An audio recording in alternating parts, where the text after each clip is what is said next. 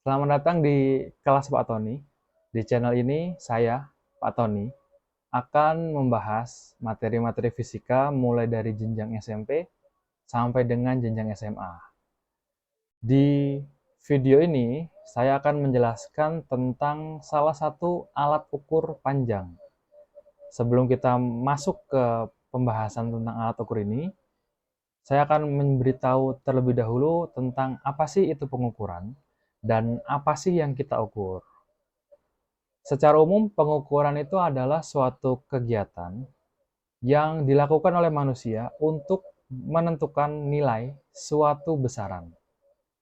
Contoh besaran itu bisa berupa panjang, kemudian suhu, lalu ada juga massa, dan juga volume contohnya.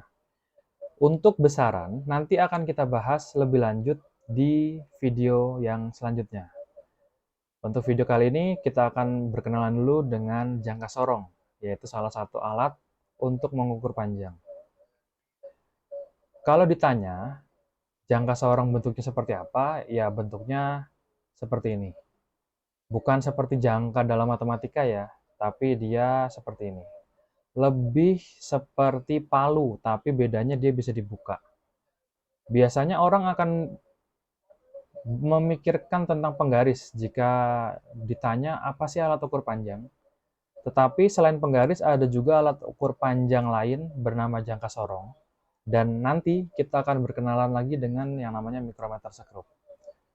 Untuk yang pertama, kita akan berkenalan dengan bagian-bagian dari jangka sorong terlebih dahulu. Yang pertama yang perlu kalian ketahui ada di sini, namanya rahang. Ini juga rahang, ya rahang. Tapi dua rahang ini tuh berbeda jenisnya. Yang pertama ini rahang tetap, alias dia tidak bisa digeser karena tetap ya. Kalau yang satunya ini adalah rahang geser. Ada dua bagian ya, ada bagian bawah, ini rahang tetap bawah, ini juga dua-duanya adalah rahang tetap dan rahang geser bagian atas. Selanjutnya di bagian sini, ini dua hal yang sama, dia adalah pengunci. Jadi fungsi pengunci ini adalah dikencangkan ketika ukuran dari benda itu sudah kita paskan di rahangnya tadi. Lalu selanjutnya di bagian ujung ini, itu adalah tangkai pengukur kedalaman.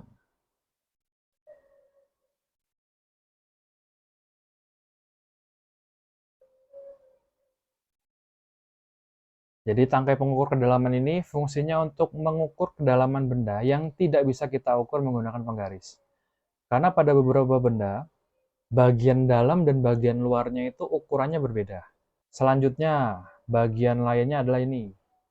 Ini adalah skala utama. Dan yang bagian ini, itu adalah skala nonius. Jadi jangka sorong itu punya dua bagian skala, skala utama dan juga skala nonius. Skala utama menunjukkan nilai dari panjang benda, skala nonius pun juga sama. Bedanya, skala nonius ini menunjukkan detail panjang yang lebih kecil dibanding skala utama.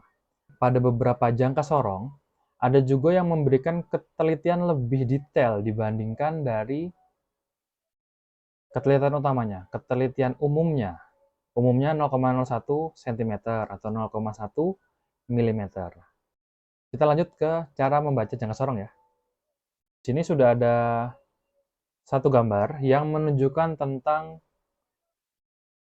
pembacaan suatu benda. Langkah pertama, ini bentar, saya zoom dulu ya. Langkah pertama, kita lihat dulu angka 0 pada skala nonius. Skala nonius tadi itu skala yang bagian bawah.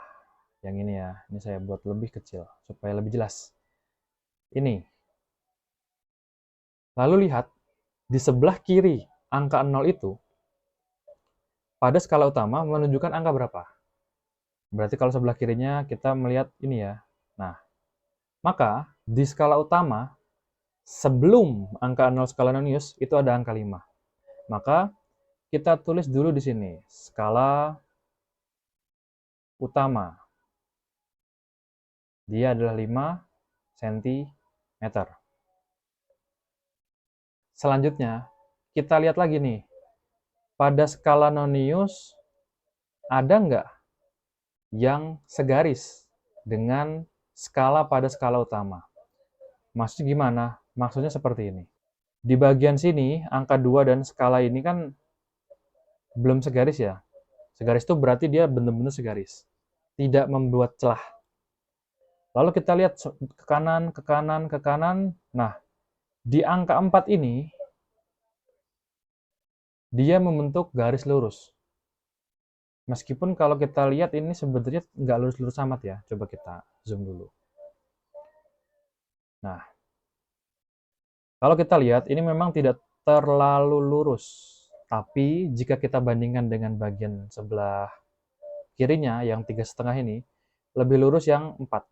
Maka, selanjutnya yang kita lakukan adalah menuliskan hasil pengukuran tersebut pada bagian bawah. Jadi, setelah kita mengukur dan melihat skala utama sebesar 5 cm, kita lakukan lagi hal yang sama, tetapi di skala nonius. Yang lurus tadi di skala nonius adalah angka 4, maka kita tulis 4 dikalikan dengan ketelitian jangka sorong. Ketelitian jangka sorong adalah 0,01 cm. Maka hasilnya adalah 0,04 cm. Setelah ketemu semuanya ini, yang kita lakukan selanjutnya tinggal menambahkan nilai di skala utama dan skala nonius itu berapa. Jadi kalau bisa kita tulis berarti hasil pengukurannya adalah 5 ditambah 0,04 dalam satuan cm.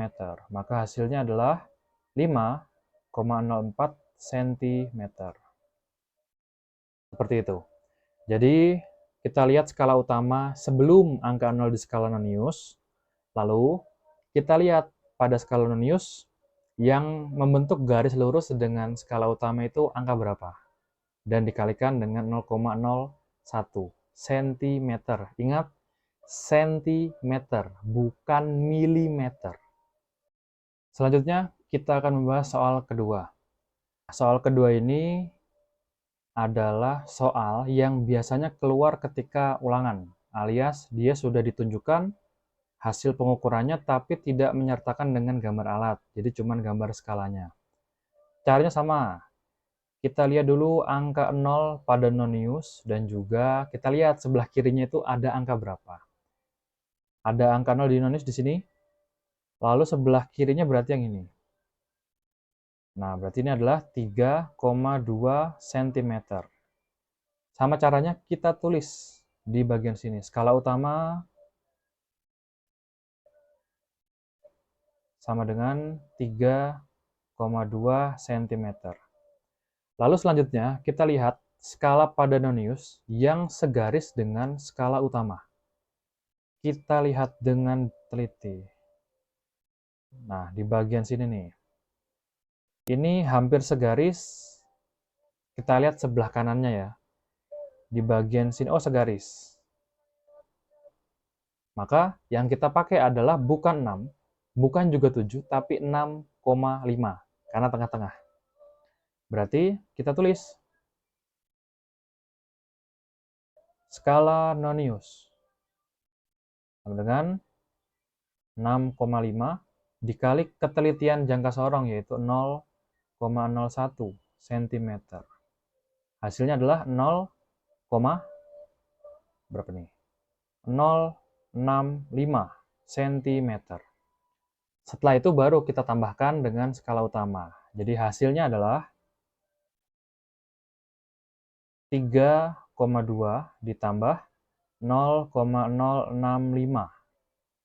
Hasilnya berarti 3,265 cm. Seperti itu. Semoga dua contoh ini sudah cukup mewakili cara membaca jangka sorong. Jika masih sulit, silakan diputar ulang. Jika misalkan kalian menganggap bahwa video ini membantu kalian, bantu juga temanmu dengan membagikan video ini. Saya Pak Tony, sampai jumpa.